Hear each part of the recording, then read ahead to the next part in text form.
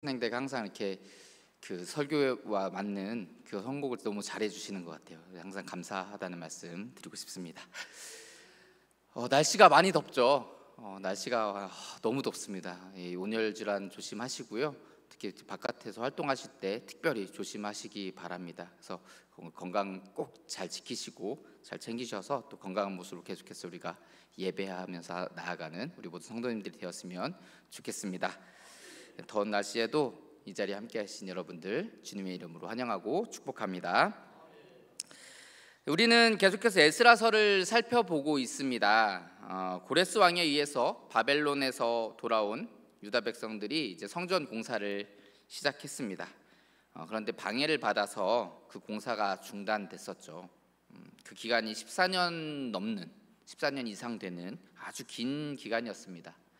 그러나 하나님은 학개와 스가랴를 통하여서 성전 공사를 재개할 것을 유다 백성들에게 촉구하셨고, 유다 백성들은 그 말씀에 순종하여서 성전 공사를 재개했습니다. 결국 모든 방해를 뛰어넘는 그 하나님의 돌보심과 또 그 위대하심 가운데 공사는 다시 순조롭게 진행이 되게 됩니다.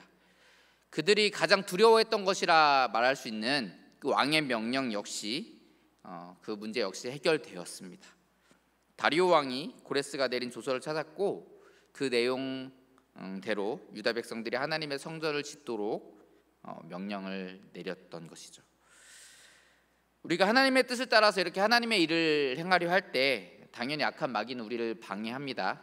그러나 그 악한 마귀의 방해가 아무리 지독하고 아무리 강력한 것이라 할지라도 하나님은 그 모든 것을 이기실 힘과 능력이 있는 분이심을 우리가 믿고 그 하나님의 명령대로 나아가야 하겠습니다. 그럴 때 하나님께서 그 모든 일들을 다 순탄케 하실 것입니다. 이것을 이제 우리가 지난주에 살펴보았었고요. 오늘은 계속해서 성전이 완성되는 모습을 함께 살펴보려고 합니다. 오늘 본문 14절과 15절은 이렇게 말씀합니다. 유다 사람의 장로들이 선지자 학개와 이도의 손자 스가랴의 권면을 따랐으므로 성전 건축하는 일이 형통한지라 이스라엘 하나님의 명령과 바사왕 고레스와 다리오와 아닥사스다의 조서를 따라 성전을 건축하며 일을 끝내되 다리오 왕 제6년 아달월 3일에 성전 일을 끝내니라, 이렇게 말씀합니다. 우리가 살펴본 바와 같이 이 유다 백성들이 학개와 스가랴 선지자를 통해서 그들에게 주어진 하나님의 명령, 그 말씀대로 순종하니까 성전 건축하는 일이 형통했다, 이렇게 얘기합니다. 그리고 결국 다리오 왕 제6년 아달월 3일에 성전 공사가 끝이 났습니다. 여러분, 성전 공사가 다시 재개된 게 혹시 언젠지 기억나시나요? 우리 지난주에 살펴봤었는데 다리오 왕 제2년이었습니다. 제2년, 제 둘째 해. 자, 그런데 지금 6년째 다리오 왕 제6년째 아달월 3일에 성전 공사가 끝이 났대요. 그럼 몇 년 걸렸죠? 몇 년 걸렸나요? 예? 4년, 그렇죠? 4년 걸렸죠. 어렵지 않죠, 그렇죠? 네, 6에서 2 빼면 되잖아요, 그렇죠? 4년 걸렸습니다. 4년 걸렸는데요. 그럼 솔로몬 성전이 짓는데 7년이 걸렸습니다. 솔로몬이 성전 지을 때 7년 동안 지었거든요. 그리고 바벨론의 수산 궁전을 한 10년에서 15년 정도에 걸쳐서 지었대요. 물론 이 수르바벨 성전이 이제 규모가 이제 그것들보다도 좀 작았고 또 이미 기초 공사가 끝나 있던 상황이잖아요. 그래서 조금 더 빠를 수는 있었지만 그래도 굉장히 빠른 시기에 지어진 것이다 말할 수 있습니다. 물론 이게 정말 그 당시 상황에서 정말 말도 안 되게 빠른 거야, 이 정도까지는 아니긴 합니다. 그러나 어느 정도 그래도 빠른 편에 속합니다. 그 말은 뭐냐면 그 성전을 짓는 모든 일들이 다 형통했다라는 것을 보여주는 겁니다. 자, 결국 어쨌든 다리오 왕 제6년 아달월 3일에 성전 공사가 마무리되었습니다. 그리고 이제 17절부터 성전 봉헌식을 거행하는 장면이 기록되어 있습니다. 이스라엘 자손과 제사장들과 레위 사람들과 또 사로잡던 자들의 자손이 즐거이 하나님의 성전 봉헌식을 거행합니다. 숫소 100마리와 수량 200마리와 어린 양 400마리를 드렸다 이렇게 얘기해요. 그리고 수렴수 12마리로 속죄제를 드립니다. 이 수렴수 12마리, 12는 이제 이스라엘 백성 12지파를 상징하는 거잖아요. 그래서 그렇게 이스라엘 전체를 위해서 속죄제를 하나님 앞에 드립니다. 18절에서는 제사장과 레위 사람들을 모세의 책에 기록된 대로 그 역할을 감당할 수 있도록 세웠다 이렇게 얘기합니다. 그리고 이제 오늘 본문의 하이라이트라고 말할 수 있는 바로 이 유월절을 지키는 모습이 등장합니다. 19절 말씀 우리 같이 한번 읽어볼까요? 사로잡혔던 자의 시작. 사로잡혔던 자의 자손이 첫째 달 14일에 유월절을 지키되. 자, 조금 전에 말씀드렸던 그 성전 공사가 끝난 달이 언제였냐면 아달월이라고 했어요. 아달월, 그렇죠? 아달월. 이 아달월은 언제냐면 유대인들에게 있어서는 12번째 달입니다. 12번째 달. 그러니까 마지막 달이라고 할 수 있죠. 그리고 바로 다음 달이 이 첫째 달. 이 첫째 달을 우리가 아비벌 또는 니산월 이렇게 얘기하거든요. 이 아비벌 14일에 이 유월절이 있었습니다. 그래서 바로 이제 성전 공사가 모두 다 마친 후에 바로 다음 달에 이렇게 유월절을 지킨 겁니다. 우리가 이 3장 에스라서 3장을 우리가 살펴볼 때 일곱째 달에 대해서 살펴본 적이 있습니다. 혹시 기억나실지 모르겠는데 두 번째 시간에 제가 말씀드렸던 장면이에요. 뭐냐면 일곱째 달 이제 유다 백성들이 예루살렘으로 다 돌아왔지만 각자 이제 자기 성읍에 흩어져 살았거든요. 그런데 일곱째 달에 그들이 다 모였습니다. 왜 모였느냐? 절기를 지키기 위해서 모였습니다. 어떤 절기였냐면 그때는 초막절이었어요. 초막절. 자, 그래서 이 일곱째 달에 초막절이 있었는데 이제 유다 백성들이 바벨론에 끌려갔다가 다시 예루살렘 땅으로 돌아와서 초막절을 지킨 것이 굉장히 큰 아주 깊은 의미가 있다라고 말씀을 드린 적이 있습니다. 기억나시죠? 아무도 안 나시나 본데 기억하셔야 됩니다. 그들이 이제 바빌론에 끌려갔다가 다시 돌아온 후에 돌아오자마자 지킨 절기가 바로 초막절이었고 그 초막절은 굉장히 의미가 있는 것입니다. 그들이 광야 생활에서 초막을 짓고 살던 것을 기념하는 게 초막절이었잖아요. 그래서 그 방황하다가 다시 돌아와서 하나님 앞에 초막절을 지킨 것이 굉장히 중요한 사건이었습니다. 자, 오늘 본문에서는 성전을 완성한 후에 유월절을 지켰다라고 얘기합니다. 이것 역시 매우 중요한 의미를 갖습니다. 여러분, 유월절이 어떤 날입니까? 유월절이 어떤 날이죠? 하나님께서 애굽에서 종살이하던 이스라엘 백성들을 구원하신 날을 기념한 겁니다. 10가지 재앙을 이 땅에 내리셨는데 마지막 재앙이었던 장자의 죽음이 있는 그 재앙 가운데서 하나님께서 이스라엘 백성들에게 명령하셔서 양을 잡고 그 양의 피를 문설주에 바르면 주의 사자가 넘어가는, 그래서 생명을 보존하는 그 날이 바로 이 유월절이었습니다. 그러니까 구원의 날이었잖아요. 구원의 날.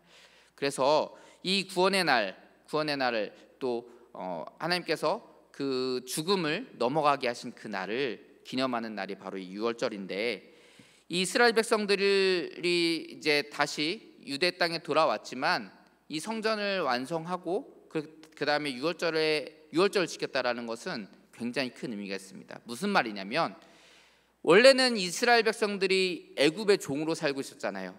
그런데 이 유월절을 겪으면서 이스라엘 백성들이 어떻게 되었습니까? 하나님의 백성으로 거듭나게 되었잖아요. 그 사건이 굉장히 깊은 의미가 있는 것입니다. 그래서 오늘 여기서 성전을 완성한 후에 이스라엘 백성들, 유대 백성들이 이 유월절을 지켰다라는 것은 이들이 다시 하나님의 백성으로 그 지위를 회복했다라는 것을 드러내는 그 놀라운 역사인 것입니다. 여러분, 유월절은 이렇게 중요한 의미를 가져요. 그런데 이것만 있는 것이 아닙니다. 유월절이 중요한 이유가 또 있습니다. 우리가 20절을 통해서 그 힌트를 좀 얻을 수 있는데 우리 같이 한번 읽어볼까요? 제사장들과 시작. 제사장들과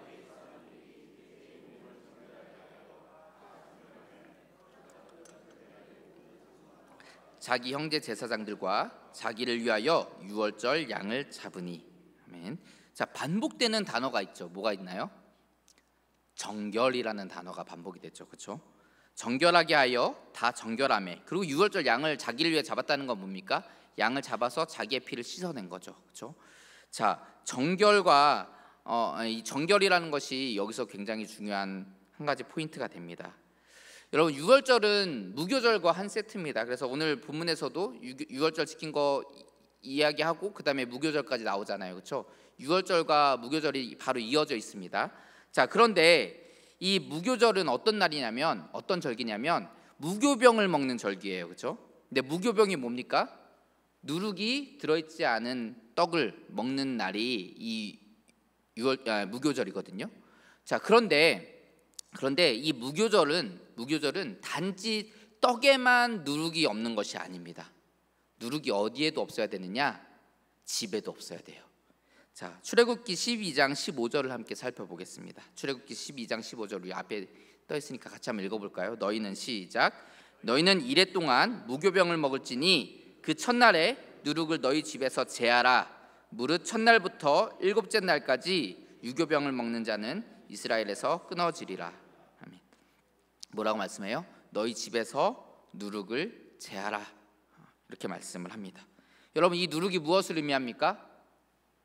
바로 더러운 죄악을 의미하는 것입니다. 그러니까 무교절은 더러운 죄악을 제거하고 정결하게 되는 것을 의미한다. 우리가 이렇게 말할 수 있습니다. 그러니까 유다 백성들이 성전을 완성한 후에 유월절을 지킨 것은 지금 두 가지 의미를 살펴봤습니다. 첫 번째는 뭐냐면 이들이 하나님의 백성으로서의 지위를 회복했다라는 것이고, 또한 이들이 정결함을 회복했다라는 것을 의미하는 것입니다. 그것을 선포하는 그런 사건이 바로 이 유월절을 지킨 사건이에요. 그런데 오늘 본문에서 이 유다 백성들이 지킨 유월절은 그 의미가 거기서 끝나지 않습니다. 결론부터 제가 말씀을 드리자면 이 성전과 유월절, 오늘 본문에서 다룬 이 두 가지 핵심 주제는 다 예수 그리스도와 연관이 있습니다. 먼저 예수 그리스도는 자신이 성전이시다라고 말씀하셨습니다. 우리 요한복음 2장을 한번 좀 찾아보겠습니다. 요한복음 2장.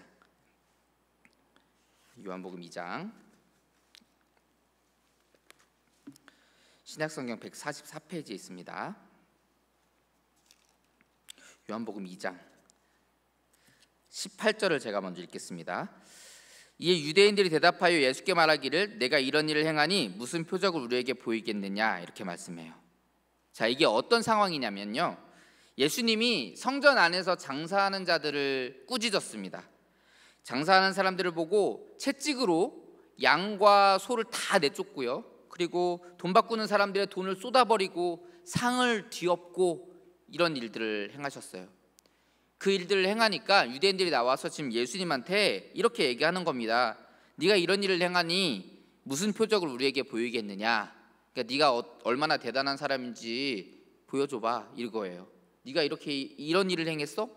네가 얼마나 대단한 사람이길래, 이런 거죠. 자, 그런 유대인들에 대해서 19절에서 이렇게 말씀하십니다. 같이 한번 읽어보겠습니다. 19절 예수께서 시작. 예수께서 대답하여 이르시되 너희가 이 성전을 헐라 내가 사흘 동안에 일으키리라. 다 아시는 말씀들이죠, 그렇죠?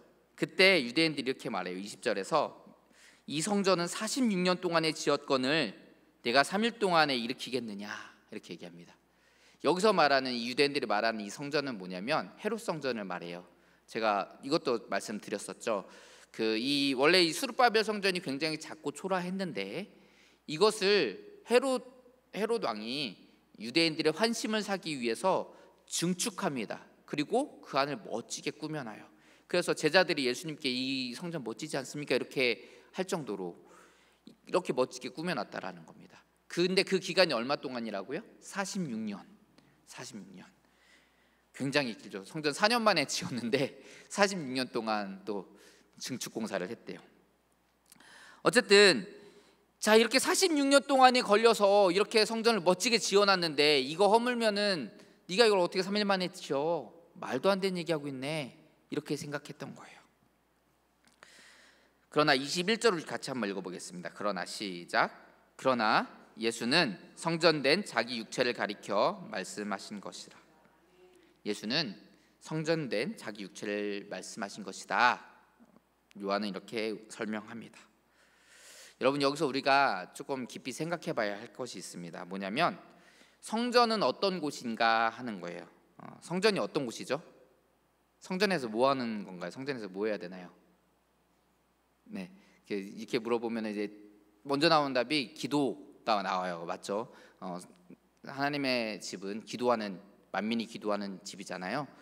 그런데 오늘 본문에서는, 이 요한복음 말씀에서는 그 말씀이 안 나오고 다른 주제가 조금 나옵니다. 물론 뭐 다른다고 할 수는 없지만 어쨌든 다른 관점에서 좀 볼 수도 있어요. 성전은 여러분 제사하는 곳이잖아요, 그렇죠? 제사는 뭐와 관련돼 있냐면 속죄와 관련이 돼 있어요, 그렇죠? 정결함과 관련이 돼 있다라는 거예요. 이 요한복음 2장은요 정결에 대해서 얘기합니다. 요한복음 2장의 핵심 주제 중 하나가 바로 정결이에요.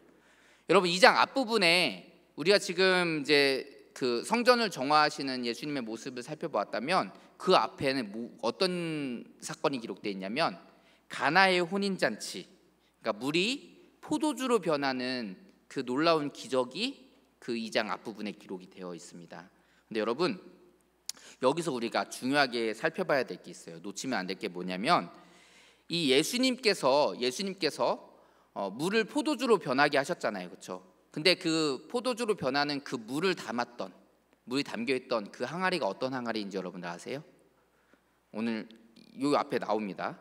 요한복음 2장에 보시면 정확하게 나와요. 뭐냐면 정결 예식에 쓰는 항아리예요. 무슨 말이냐면 그 항아리에 물이 담겨져 있습니다. 그 물로 뭐 하는 거예요? 정결하게 하는 거예요. 손을 씻든지 그릇을 씻든지 씻어서 정결하게 하는 것입니다. 그것이 이제 그들의 전통과 율법과 관련이 돼 있었던 것이죠. 그런데 예수님이 그 안에 담긴 물을 뭐로 바꾸셨다고요? 포도주로 바꾸셨다고요. 포도주는 뭐를 의미합니까? 예수 그리스도의 피를 의미하는 거예요. 그러니까 어떤 거예요? 지금까지는 너희가 물로 씻었어. 그런데 어떤 것으로 씻어주시겠다? 예수 그리스도의 피로 씻어주시겠다. 완벽한 정결, 완전한 정결을 주시겠다라고 약속하신 그 언약이 이 안에 담겨져 있는 것입니다. 그래서 이 요한복음 2장은 정결과 관련되어 있는 거예요. 그래서 예수님이 성전에 가셔서 그 장사하는 자들을 다 엎어버리신 것도 성전을 정결하게 하기 위함이었죠. 그러니까 정결과 관련이 있다, 이렇게 우리는 얘기할 수 있습니다. 자, 그래서 이렇게 요한복음 2장을 통해서 우리는 예수 그리스도가 성전이신 그것을 알 수 있고, 또한 그 성전을 통해서 우리가 정결함을 얻게 되는 거구나, 그리스도의 피로 정결하게 되는 거구나, 그것을 요한복음 2장에 말씀하고 있구나라는 것을 우리는 알 수 있습니다. 또한 예수 그리스도는 유월절 어린 양이십니다. 뭐 다 알고 계시죠? 예수님이 언제 돌아가셨어요? 언제 십자가에 못 박히셨어요? 유월절에, 그렇죠? 유월절 어린 양으로 예수님은 십자가에 못 박히셨습니다. 그래서 우리가 그 피로 말미암아 우리가 죄 사함을 얻고 하나님의 백성의 지위를 회복하게 된 거죠. 결국 오늘 본문 에스라 6장에서 이 성전이 완성되고 유다 백성들이 그 성전에서 유월절을 지킨 그 사건은 예수 그리스도를 통해서 우리가 누리게 될 그 완전한 회복, 그러니까 우리 죄를 그의 피로 씻어주셔서 우리를 정결하게 하시고, 또 그래서 우리가 하나님 앞에 하나님의 백성으로서 거듭나게 되는 그 놀라운 역사를 예표한 사건이다라고 우리는 말할 수 있습니다. 이 성전이 완성되고 이 유월절을 지킨 이 사건이 우리가 이것을 바라볼 때 그것을 우리는 기억해야 됩니다. 사랑하는 성도 여러분, 오늘 우리가 함께 살펴본 이 에스라 6장의 말씀은 하나님이 우리를 어떻게 하나님의 백성, 하나님의 자녀의 모습을 회복하게 하셨는지를 말씀하고 있습니다. 물론 여러분, 이 자리에 예수님을 통해서 우리가 구원받았다라는 것을 모르는 사람은 한 사람도 없을 것 같아요. 그렇죠? 우리가 예수 그리스도의 피로 말미암아 구원을 얻었다, 오늘 말씀 그대로 정결함을 얻고 구원을 얻었다, 이거를 모르시는 분들은 아마 이 자리에 안 계실 것 같습니다. 그러나 오늘 말씀을 통해서 그 놀라우신 하나님의 그 은혜와 또 그 사랑을 다시 한번 생각하시고 다시 한번 기억하셨으면 좋겠습니다. 그리고 그 사랑과 은혜에 감사하셨으면 좋겠습니다. 예수 그리스도는 우리를 정결케 하시기 위해서 이 땅에 유월절 어린 양으로 오셔서 그 보혈을 흘려주셨고, 사람들은 그 성전 되신 예수 그리스도의 육체를 허물었지만 사흘 만에 이전 것들과는 비교되지 않을 놀라운 영광의 성전을 완성하셨습니다. 그 놀라우신 하나님의 사랑과 은혜, 예수 그리스도의 그 보혈을 이 시간 우리가 다시 한번 기억했으면 좋겠습니다. 우리 모두가 이렇게 놀라운 주님의 영광과 사랑과 은혜를 기억하여서 날마다 감사와 찬양을 주님께 돌리는 참된 예배자가 다 되시기를 주의 이름으로 축원합니다. 기도하겠습니다. 사랑의 하나님, 부족하고 연약한 저희들을 사랑하여 주시고 죄 많은 저희들을 너무나도 사랑하여 주셔서 유월절 어린 양으로 주님을 이 땅에 보내주시고 또 그 성전 대신 예수 그리스도의 육체로 말미암아 우리가 구원을 얻게 하심을 감사드립니다. 또한 십자가에 못 박히셨지만 사흘 만에 부활하셔서 그 놀라운 영광을 우리에게 보여주심을 감사드립니다. 오늘 우리가 이 에스라 6장을 통하여서 성전이 완성되고 그 완성된 성전 가운데 유월절을 지킨 이 유대 백성들의 모습을 통하여서 그 놀라우신 하나님의 은혜와 사랑을 다시 한번 살펴보았습니다. 하나님, 우리가 그 은혜와 사랑을 잊지 않게 하여 주시고 날마다 되새기고 기념하고 감사하고 감사하는 저희들 되게 하여 주시옵소서. 그렇게 날마다 주님 앞에 감사와 찬양과 예배함으로 주님 앞에 나아가는 우리 모두가 되게 하여 주시옵소서. 날마다 함께 하실 줄 믿사오며 거룩하신 예수님 이름으로 기도합니다. 아멘.